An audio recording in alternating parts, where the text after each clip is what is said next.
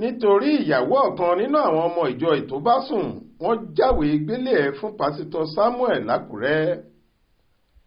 Àwọn aláṣẹ Foursquare Gospel Church lórílẹ̀‐èdè yìí ni wọ́n ti jáwèé gbélé ẹ̀ fún ọ̀kan nínú àwọn àlùfáà wọn pásítọ̀ Samuel Ajayi lórí ẹ̀sùn tí wọ́n fi kàn pé ó ń bá abilékọ kan tó jẹ́ ìyàwó ọ̀kan nínú àwọn ọmọ ìjọ rẹ̀ sùn.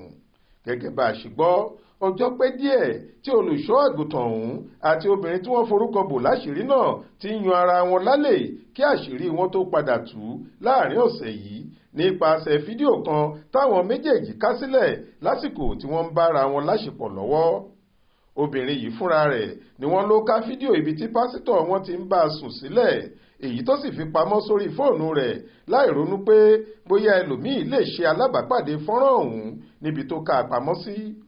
Ọ̀kan nínú àwọn ọmọbìnrin náà ni wọ́n ló padà rí fọ́nrán fídíò yìí lórí fóònù ìyá rẹ̀ lásìkò tó fẹ́ ṣiṣẹ́ kan lórí rẹ̀. Bó ṣe wo fídíò náà tó sì rí dájú pé ẹni tó wà nínú rẹ̀ tó ń gbo ìyá òun mọ́lẹ̀ kì í ṣe àjòjì rárá bí kò ṣe pásítọ̀ ṣọ́ọ̀ṣì àwọn. Pẹ̀lú ìbínú ló fi fídíò ọ̀hún ránṣẹ́ sí bàbá rẹ̀ tó wà nílùú Èkó níbi tó ti ń ṣiṣẹ́ ajé. Kíákíá ni wọ́n lọ́kùnrin náà sì ti tẹ ọkọ̀ létí tó ń sáré bọ̀ lẹ́lẹ́ lákùrẹ́. Tẹ̀sán ọlọ́pàá ló mórílé bó ṣe gúnlẹ̀ láti lọ fi ìṣẹ̀lẹ̀ kàyéfì ọ̀hún tó àwọn agbófinró létí. Lóòótọ́ ni wọ́n kọ́kọ́ fi páńpẹ́ òfin gbé pásítọ̀ náà, ṣùgbọ́n kò pẹ́ rárá lọ́dọ̀ wọn tí wọ́n fi yọ̀ǹda rẹ̀ pé kó máa lọ. Wọ́n gba àwọn èèyàn náà níyànjú láti lọ yanjú ọ̀rọ̀ ara wọn nítùbí ìnùbí.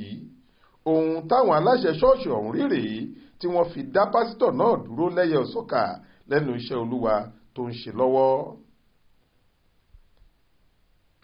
Olúṣèyẹ Ìyádé ló ṣàkójọ ọ̀rọ̀ yìí fún iléeṣẹ́ tẹlifíṣàn Aláròyé online. Faith Adébọ́lá ló kà á sétí ìgbọ́ yín.